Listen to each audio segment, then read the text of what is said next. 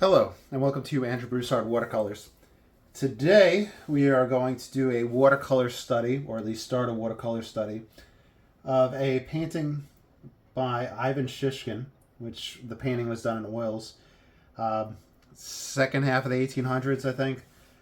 The title that I had found for this one was Forest in the Spring, and it just has some trees and foliage that I really want to study and explore and see how I can make my trees look more realistic. So, looking at an old master for that purpose. Paper-wise, I have a 9x12. This is a pad of the Meaden 100% cotton hot press. And I taped it down to the 8x10. I do have that affiliate code if you ever want to buy their stuff. It's just my name, Andrew, and it's 10% off the meadenart.com. And what else? Oh, as per usual, you're always welcome to follow along with anything that I do. And you always have my express permission to sign your own name and to sell anything that you do whenever you follow along. That being said, if you want to support this channel, I do have the Patreon link down below with tons of exclusive content. And I also have originals up on Etsy for sale. Kind of just have to get all that kind of stuff out the way with these videos and then jump into the painting. So sky-wise, and I'm going to start off with, I think an ultramarine is what it looks like.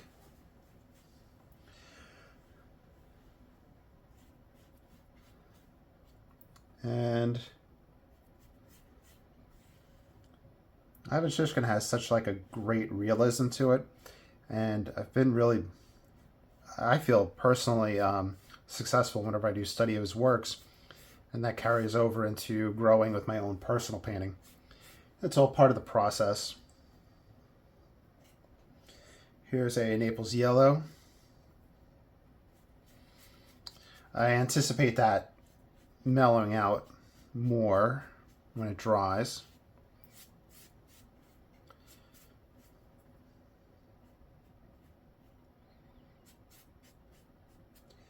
And lastly, I kind of want to see if I have a certain color out on the palette.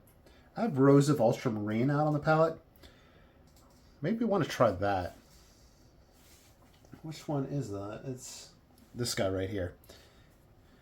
Rose of Ultramarine is just a phthalo green or a phthalo red or a quin red mixed into ultramarine. Somebody had recommended that I try it, so I had ordered a tube.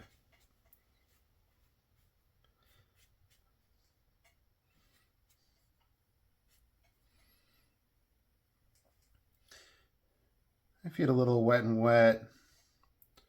We'll see if these give the idea of clouds.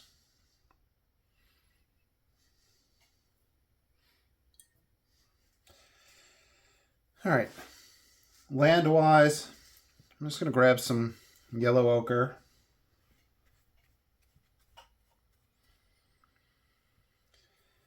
So compositionally, there's a foreground right here, water, water, base of trees, background trees, then we'll have trees up in the sky. Okay, let me pause the camera real quick. All right, so the application is going to be different than in recent videos where I've been exploring warm underpaintings with cool paintings on top of that. Just kind of build up towards a direct painting. And I'm most likely going to grab undersea green to prepare this and map it out. Just looking for the masses right now and the shapes, and build up the composition. This is just getting the idea in for the vertical trees in the background.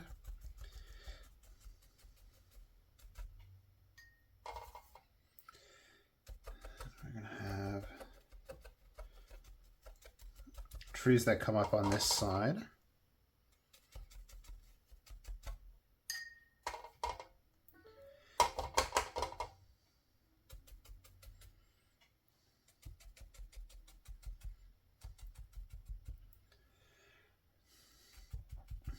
This comes up past the halfway point of the painting.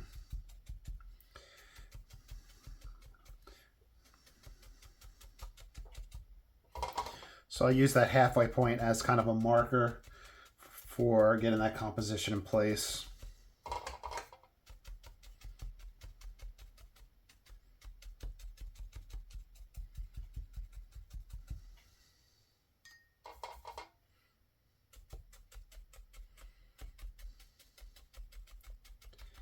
Let's bring that right there.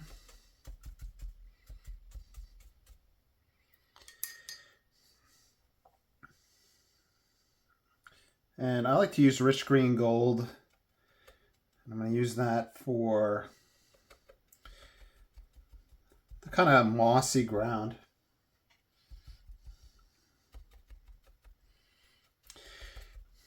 Like for me, that's what I'm kind of interpreting it at. It kind of like these little mounds of moss.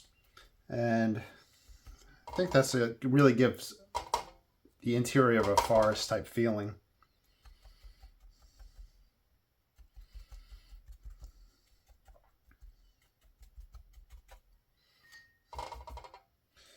And there's going to be that foreground masses.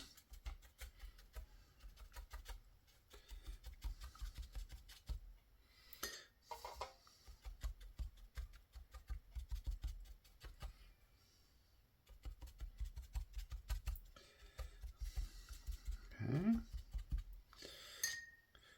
We have a darker greenish foliage right in this area. This is Paraline green. So just grabbing some convenience greens for right now.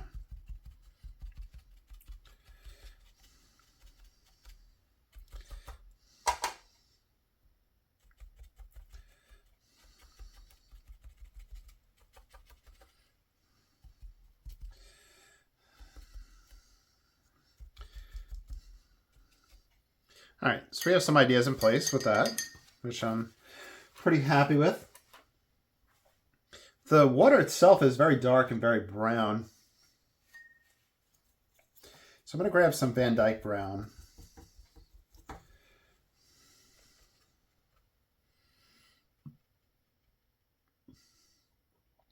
And from what I understand, Van Dyke brown was originally sourced from like peat bogs, P-E-A-T, which so it was like an organic matter, and I think it was prone to fading because of that.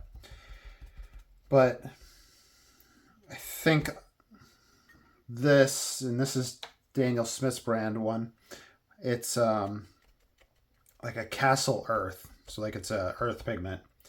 And I have some Castle Earth pigment itself, and I think I'll have to make some more paint with that.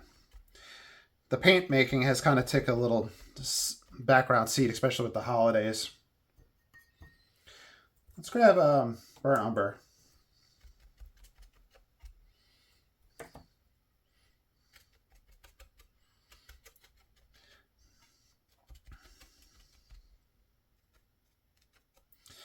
So we're just getting masses, working on proportions, developing the scene. Rich green gold.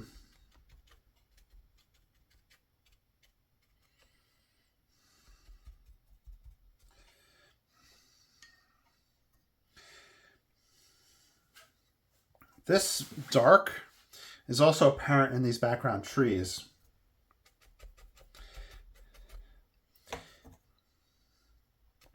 And if you have a keen eye and watch a lot of my videos, I've been using the New York Central hot press paper. That's what I've been getting used to because I was able to buy a bunch of it in bulk.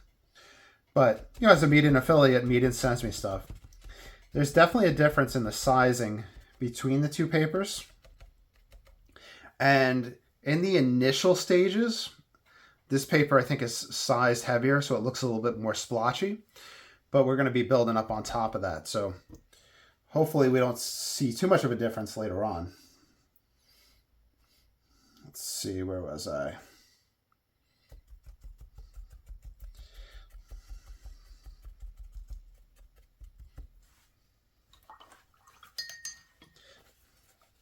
I'm going to do a quick dry off. Okay.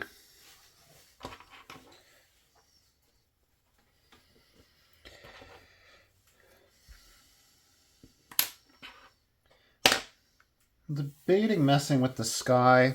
Might be worth just leaving it the way it is right now. But I'm going to grab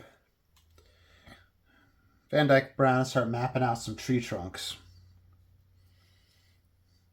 Then once we have those type of things in place, we can do a few more adjustments and then just start working around the whole painting, bringing everything together. Okay, so trees coming up to about here.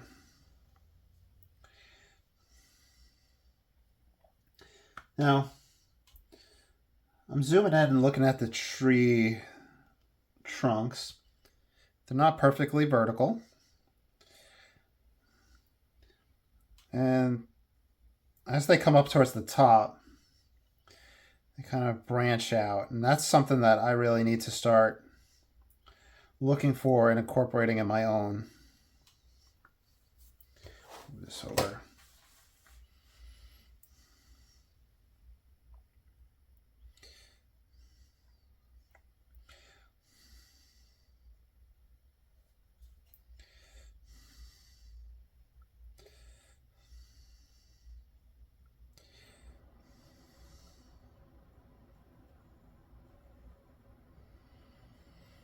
Okay, this one comes up high.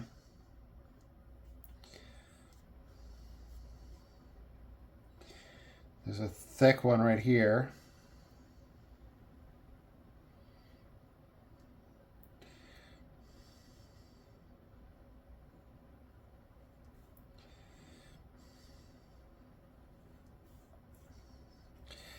Here there's a tree coming up this way. Tilts on an angle. It does start to grow a little bit more upright, but not much. Okay. And then we have a bunch back here. A smaller one. A big one.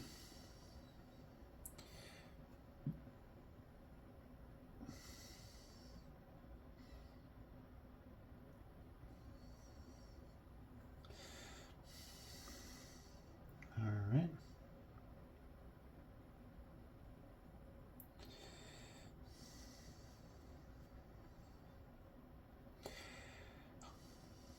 A prominent guy right here.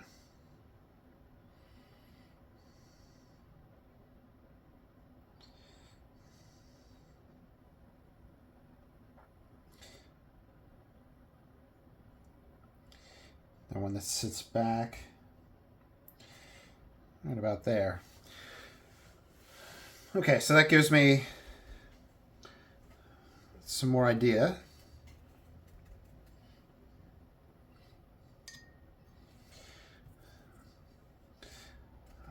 Undersea green.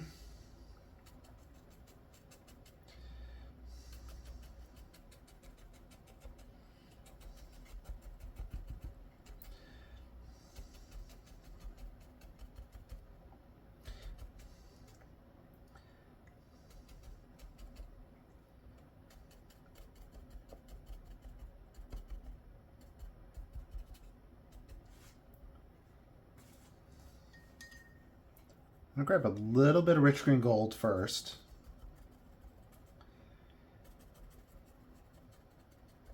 The edges of some of these guys have a glow to them.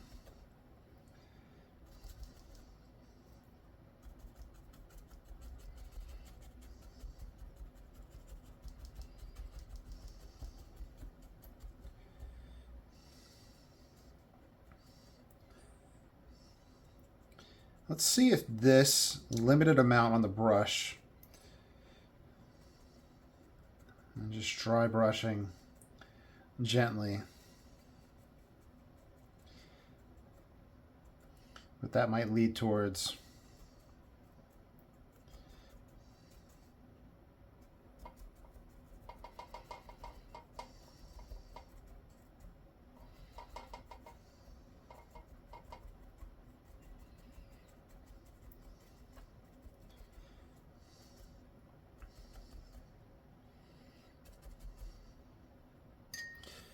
Okay.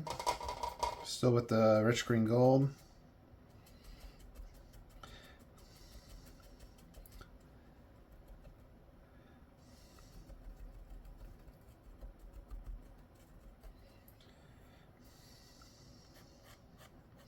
I can scrape back a little bit. I think the heavier sizing on this paper lets that scraping happen quicker and easier.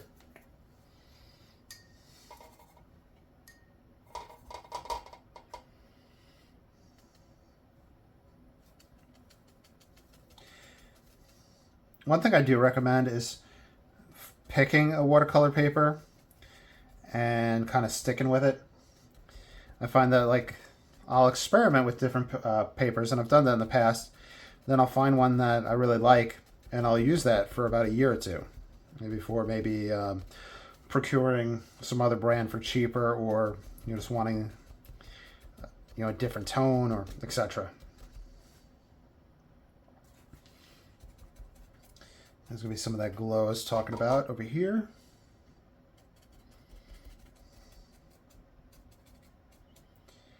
Even back here, there's some.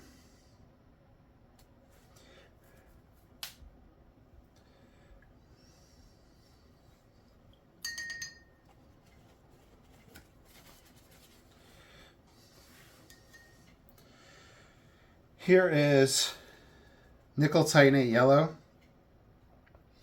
I like it because of the opacity to it, and it feels like more of an earth yellow.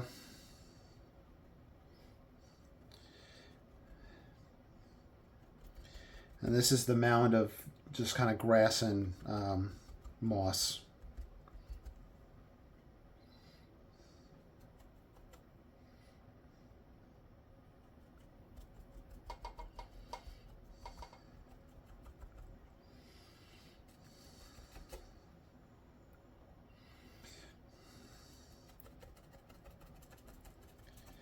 The good thing about these studies is that you're going to get to a point when you're doing it where you've been looking at it for however many amount of time, and then you'll start noticing like different things in finer detail.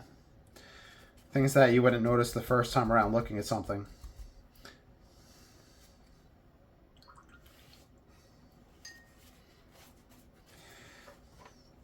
For example, right in here, I know we didn't have rich green gold back then, but it looks like a little bit of rich green gold mixed with a little bit of a terracotta to make that slightly brown, reddish brown gold.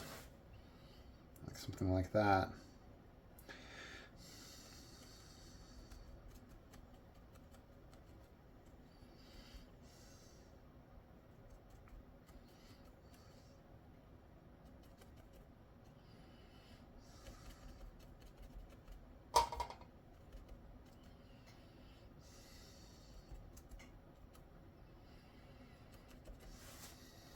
Okay. I'm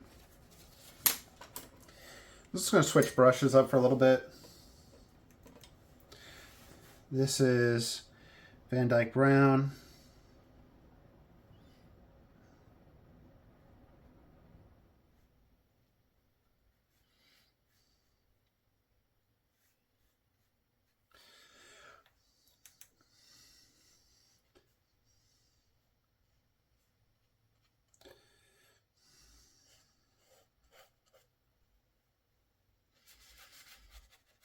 Just looking for the darker passages.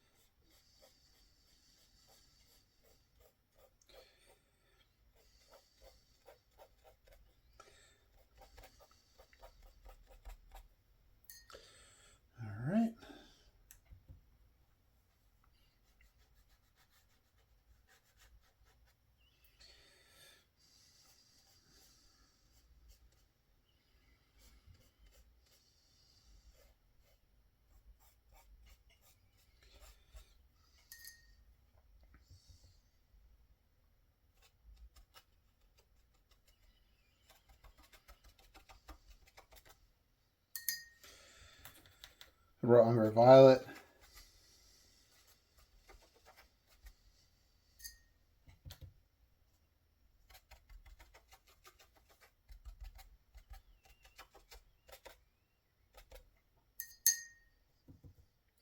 Back to Van Dyke brown.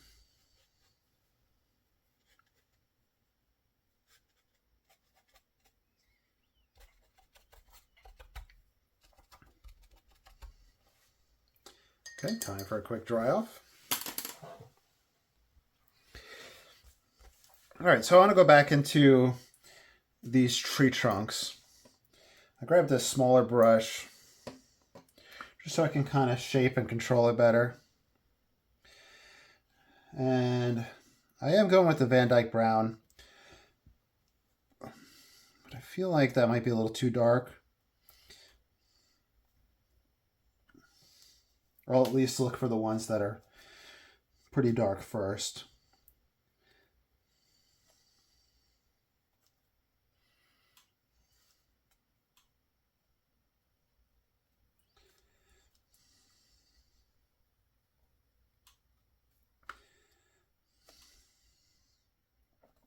Now there's a little bit of a thickness to these tree trunks, and one thing I see people struggling with, and something that I need to always watch out for, is getting in that right perspective, proportion of the width of the tree trunk to the overall height of it.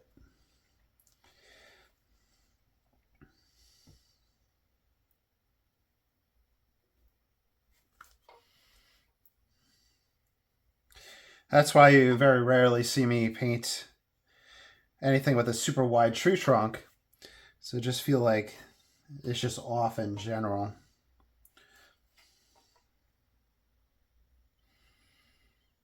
Okay, this one comes up. Yeah.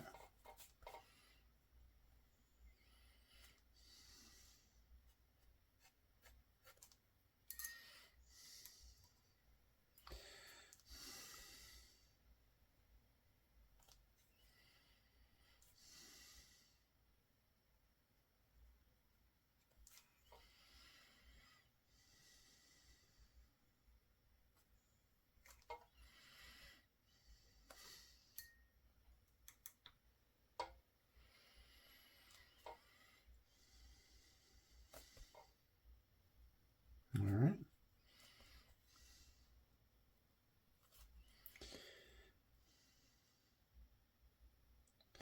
This branches off too.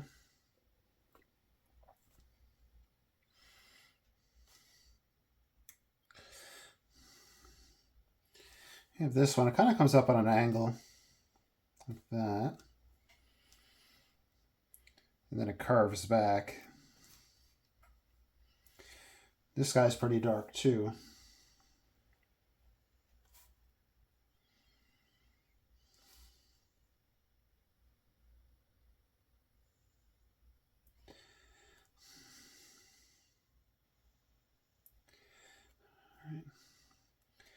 Bringing in some branches now.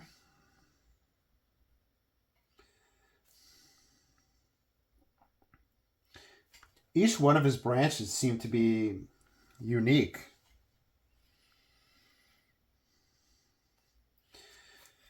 Where Kensett, in one of the studies I did of his, in thick trees, they were kind of all in the same direction. It didn't feel unique.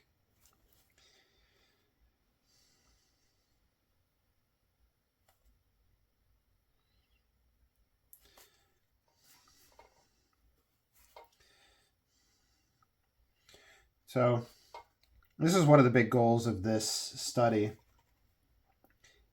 is to get an idea for how these trees look so realistic, and even though they're in the background, they're still really tall and dominating feature. I feel like that's another quality of Kensett's, Shishkin's landscapes. That the trees, even if you see a lot of field and everything else, the trees play such a big dominant role.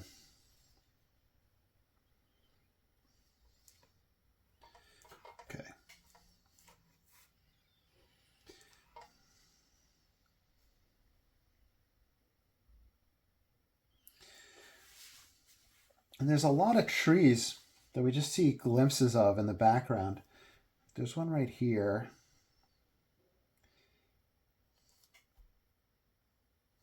It's pretty dark.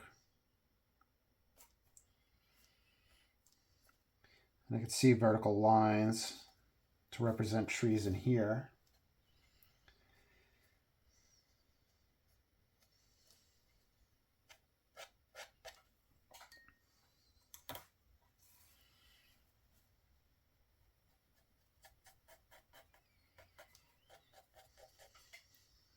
There we go.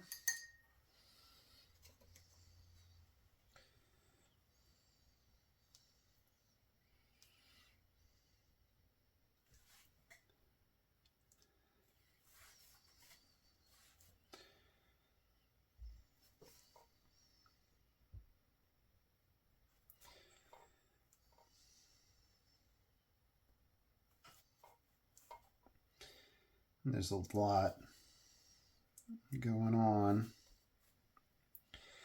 Probably not the most exciting to watch, and of course feel free to skip ahead.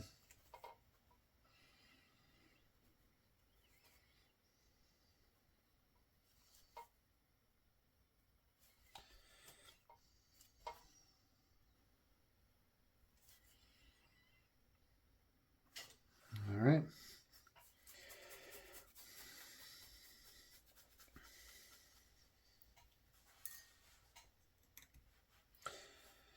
This is a big prominent one.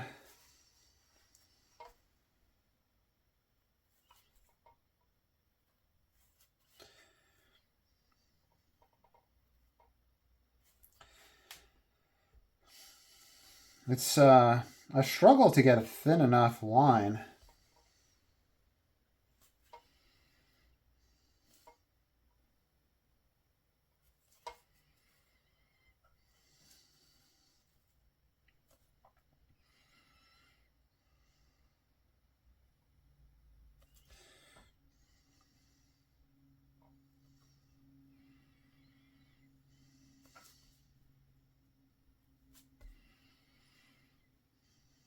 Okay.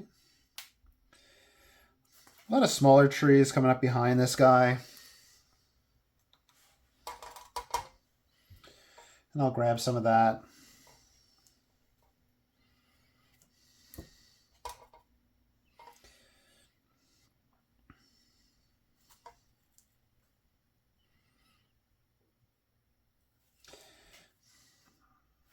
And I think this is just something that we've used, the concept of just a whole bunch of thinner trees or lighter trees to create a sense of depth.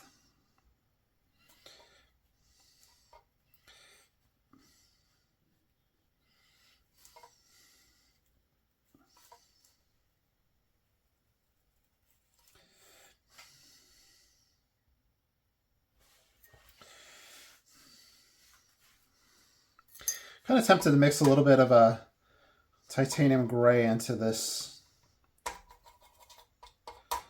Yeah, there we go.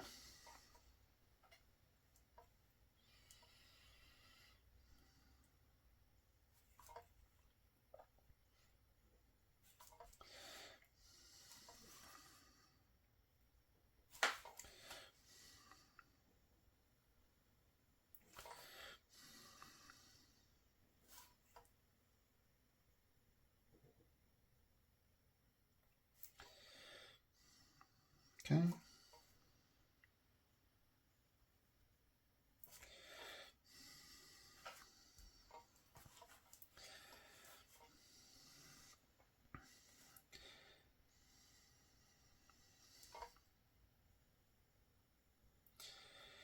So getting that really thin line takes a steady hand, which I don't have. But what I'm doing is I'm resting my finger on the paper itself and using that to kind of adjust and lift things up and down.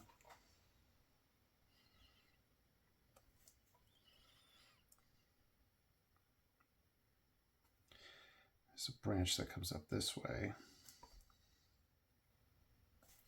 And I guess not having a steady hand also helps because you start getting instead of straight lines or straight curves to the tree, you get a more organic feel.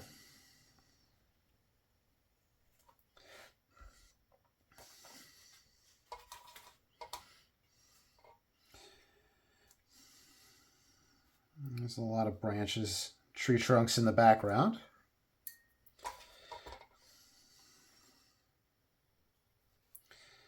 The one that all this foliage belongs to.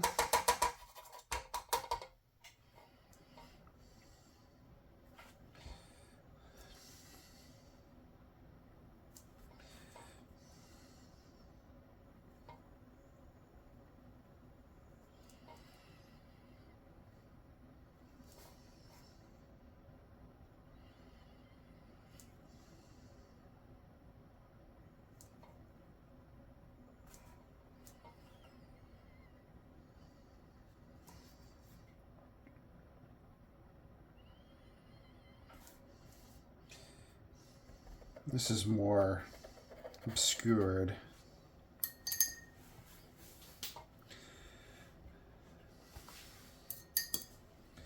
All right, back at it.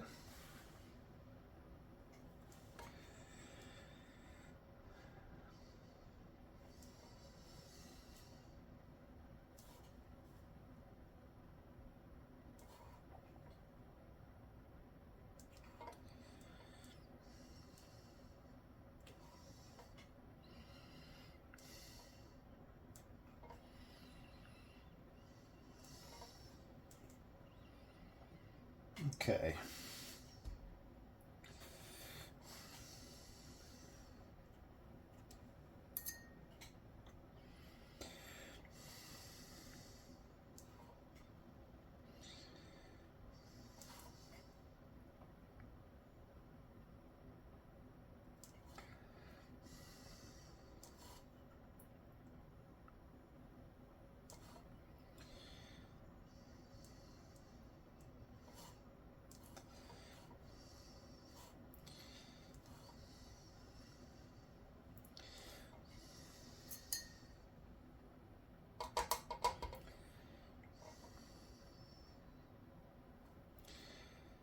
This guy comes up.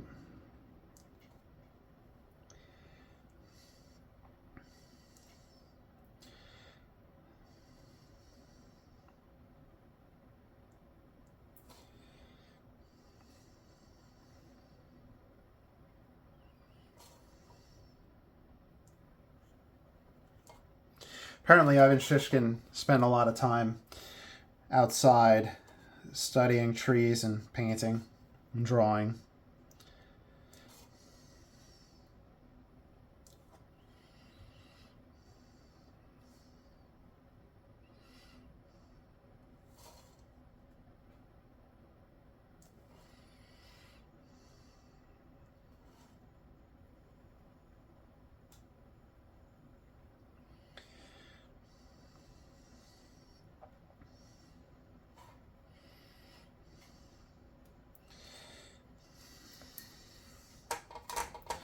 In a moment, I'm going to work back on foliage and work around the painting because it gets for me, it gets exhausting trying to work like this and play around with tree branches. And then I start rushing things. So I'm going to stop there.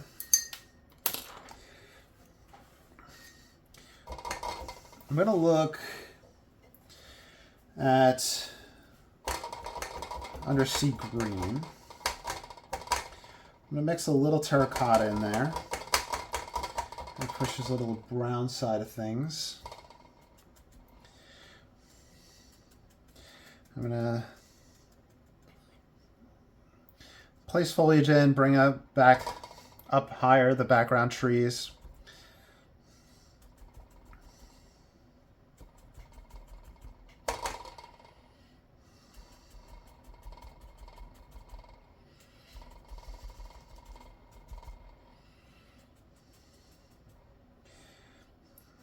Kind of like dusting the paper with this pigment.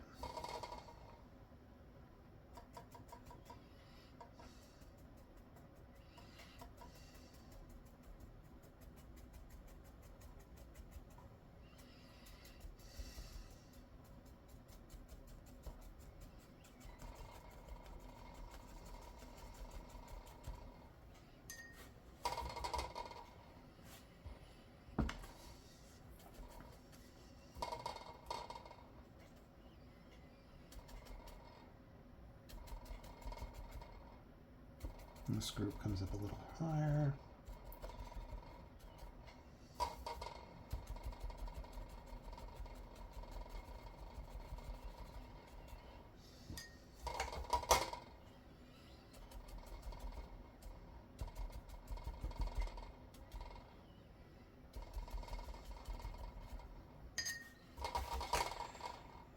All right, undersea green, terracotta,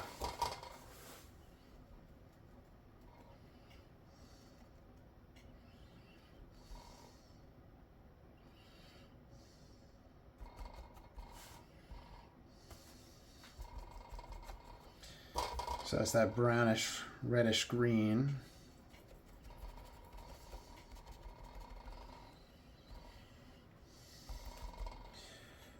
Undersea green,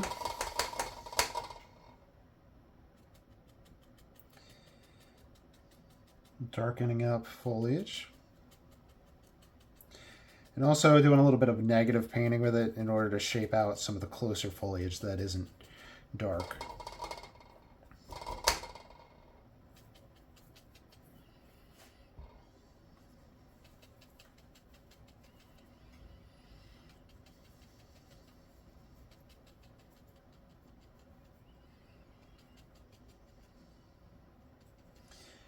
This gets mimicked up here.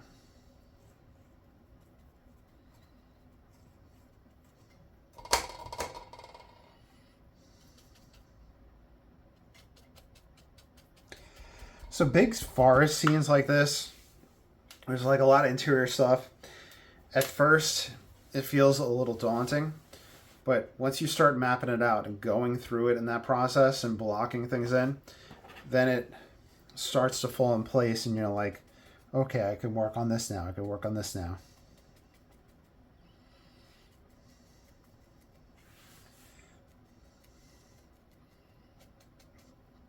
And I think that's sometimes why people say they have the hardest time starting a painting.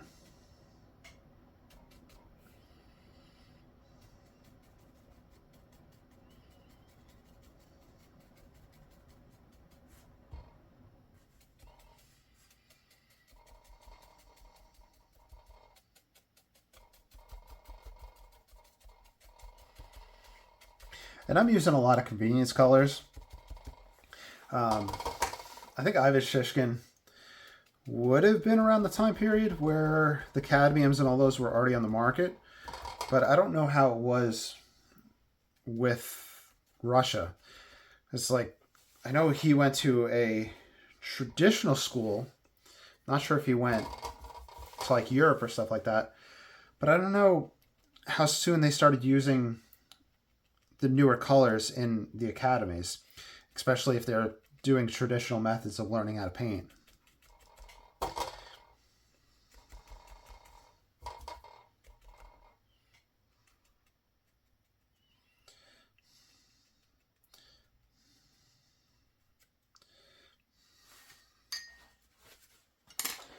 It's just easier to use this guy for this part. I'm going to play with different greens and look at shaping things. This is the green apatite, which is like a sap green.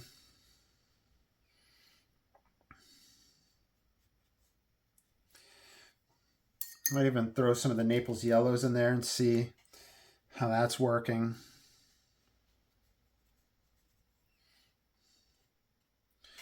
I want it more on the yellow side, so nickel titanate yellow.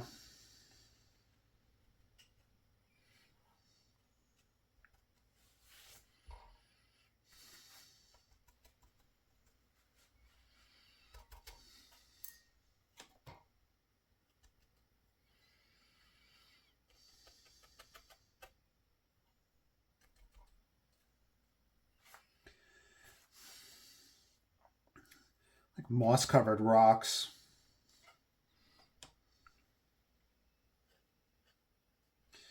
And once again, this seems daunting too because there's so much going on. But you just got to take your time.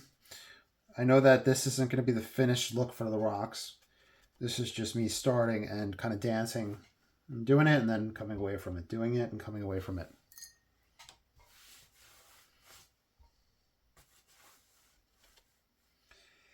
And I feel like that gives a uniformity to a work of art. So your level of energy is the same throughout. It lets it progress at the same pace so that everything's balanced.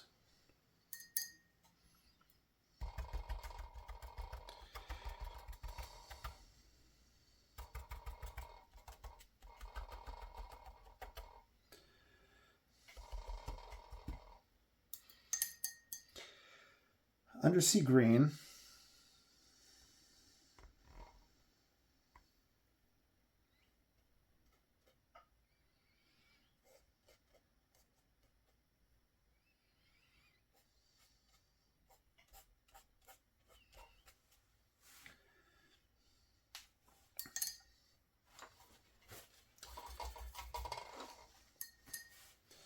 Let's grab a buff titanium, put a little undersea green into that.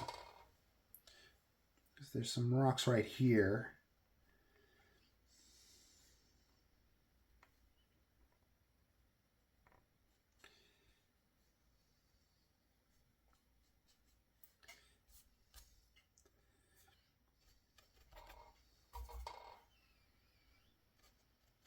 So just using this as just a different shade of green.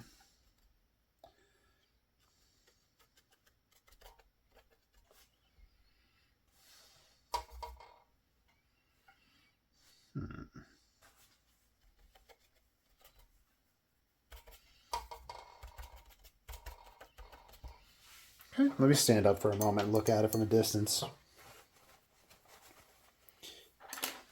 Okay, I'm going to do it a quick blow dry.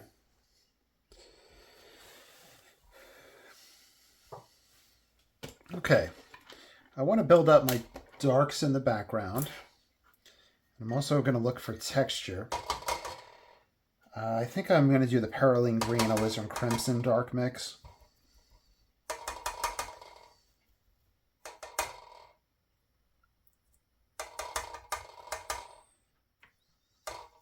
Makes a pretty good dark.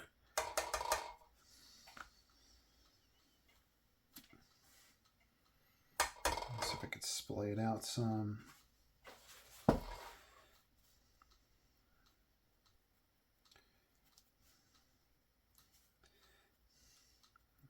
Just going to hatch it real quick like this.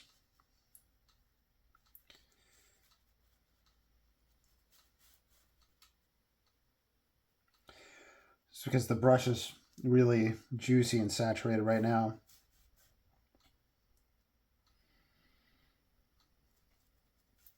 So if I try to do like that stamping method I like to do, it'll just splotch it out. So just build up the illusion of vertical elements. We're going to do negative painting in here because this guy's foliage pops forward.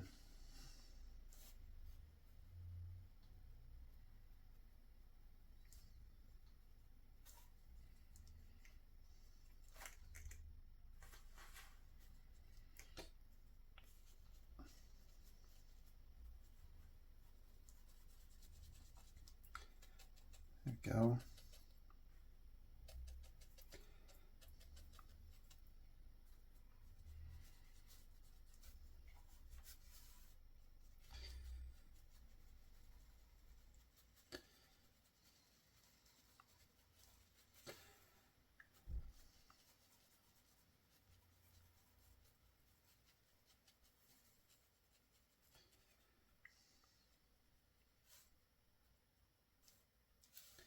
There's not many bright areas that show through all of this foliage.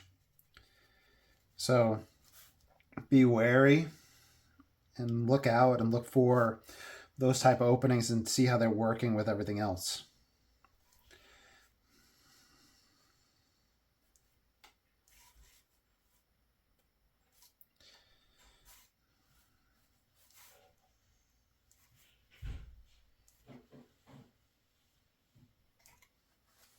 Let's come over to this side.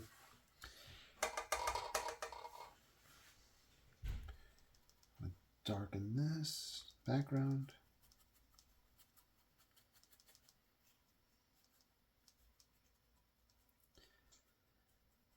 Just catching a little bit.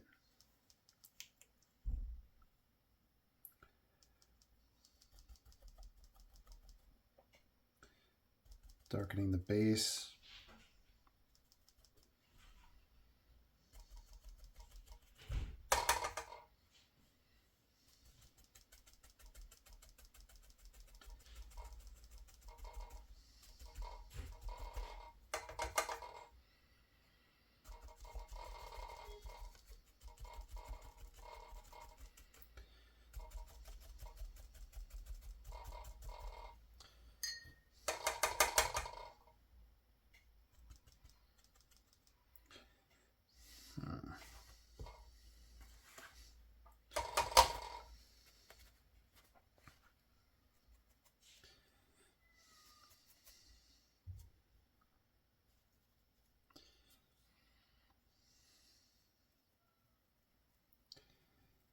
There we go.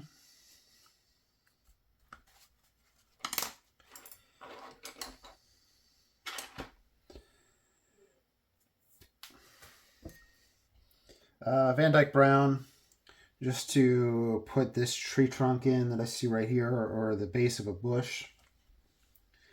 And we'll come back to it.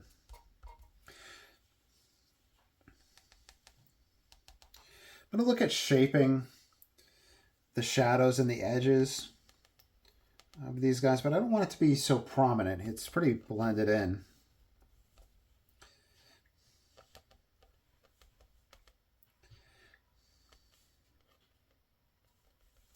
So I'm just using my finger to kind of mar it up a little bit and move it around and blend it.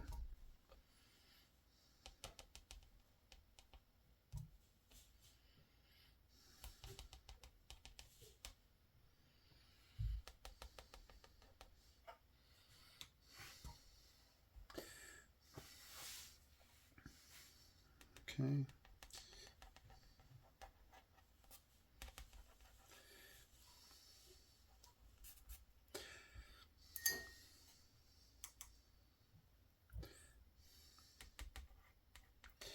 This is also letting me shape them vertically. So that guy was coming too low.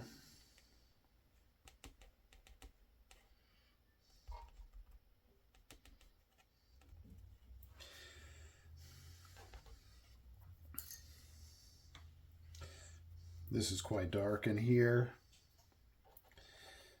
On the inside edge of these rocks.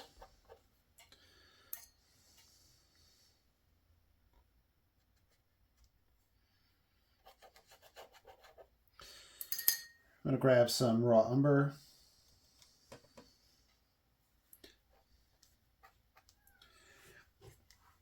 Right along with that, there's going to be some light reflection.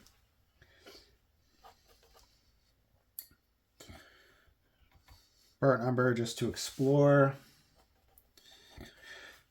So another part of it is just grabbing the colors, exploring the color, and kind of looking at the painting and seeing, is that what it's going with it? If it's too warm, too cold, if it was where he was going.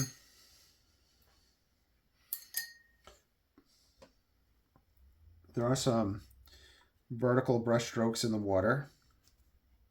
Or not brush strokes, because you don't see any brush strokes for him, but vertical movement.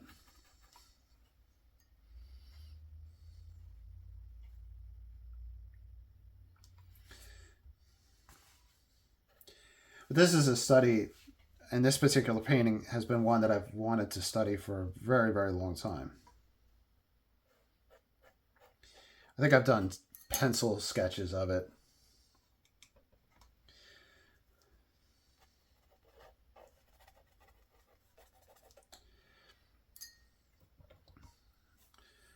Burnt umber.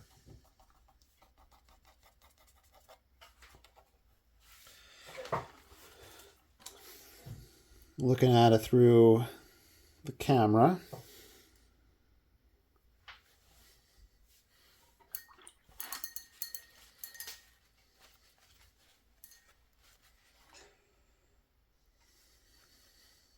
All right.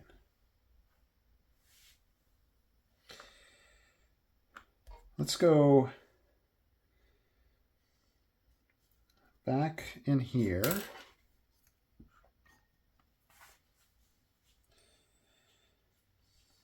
All right, so we used the Perylene Green and the Alizarin Crimson for our dark.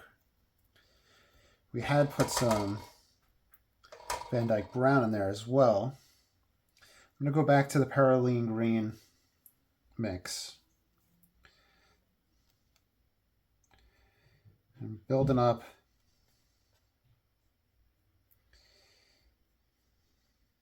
some texture and the dark.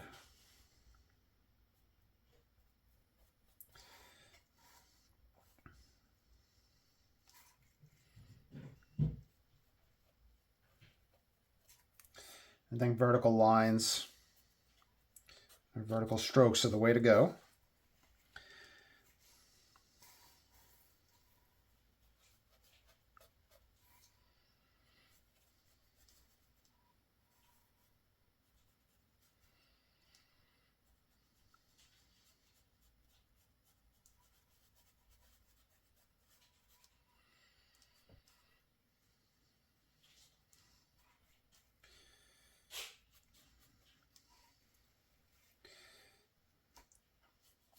Filled up some dark in here.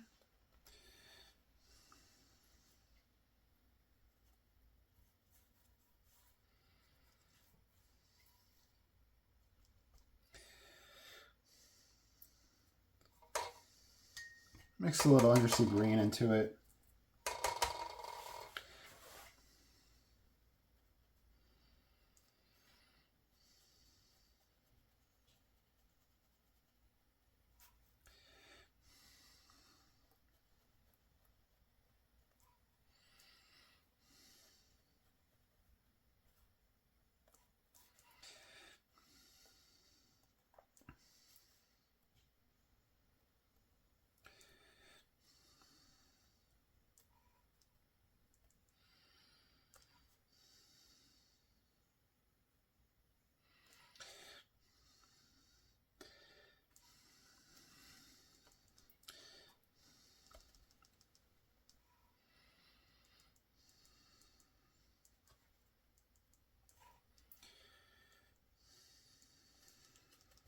Okay.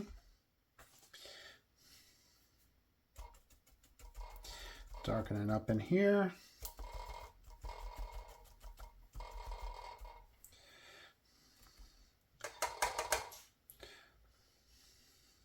Even add it down here and see how that affects these dark splotches.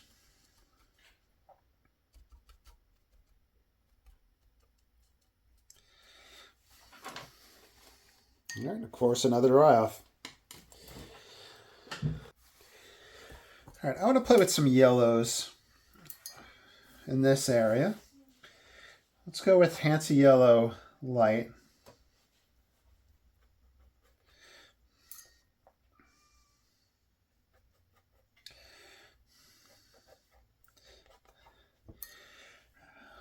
I might do a Prussian blue mix so I can explore that, because Prussian blue had to have been on his palette. Right, Prussian blue with, yeah.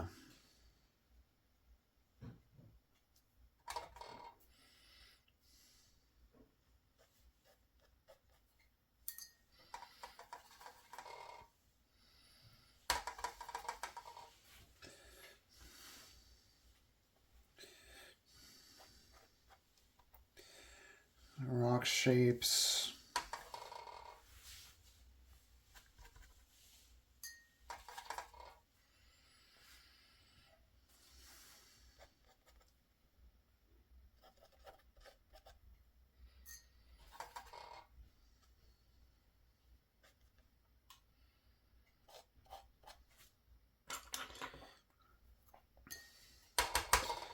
Little fan brush experiment.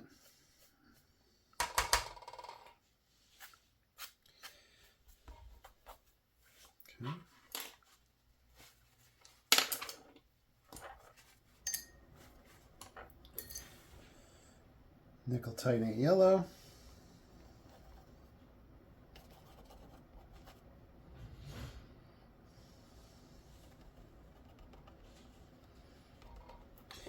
So like I said, it's kind of putting it in, exploring, and then move into a different area.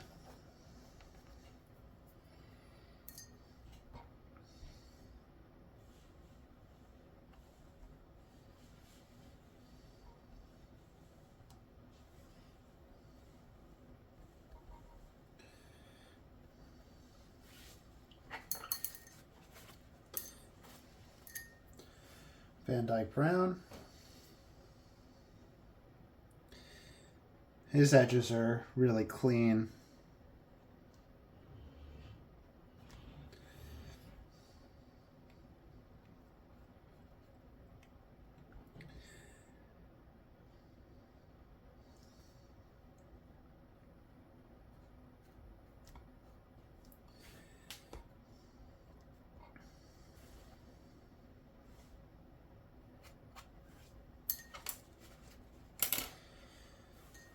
Perylene green on the fan brush. So there's going to be the darker grasses in here. You can just start getting that idea.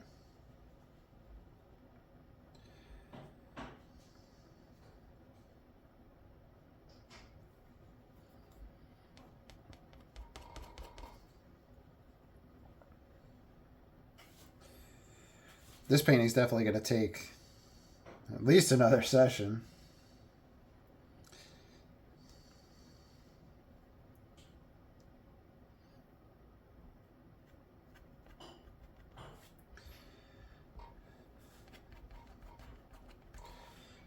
And this is just like before, just kind of blocking in the idea of this grass. And then we'll build it up as we keep going.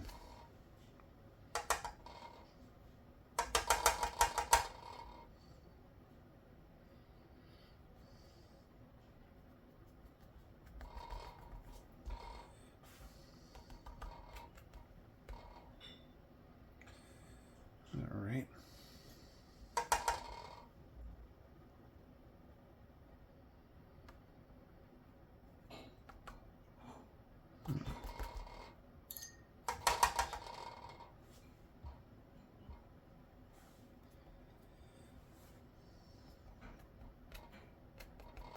We're going to have to do more branches and foliage up there.